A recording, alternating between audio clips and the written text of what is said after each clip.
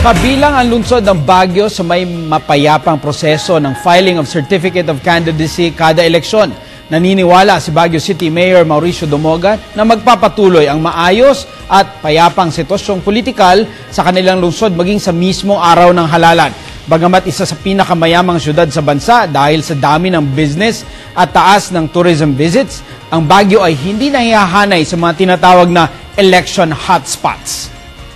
Filing of COC sa COMELEC by those na talagang tatakbo sa halalan. Always peaceful naman in the city of Baguio. Even during election time, generally naman, peaceful yung city of Baguio. Yes, we expect the trend to continue. Ako, not to brag, I can move around day and night in any part of the city na wala naman akong security.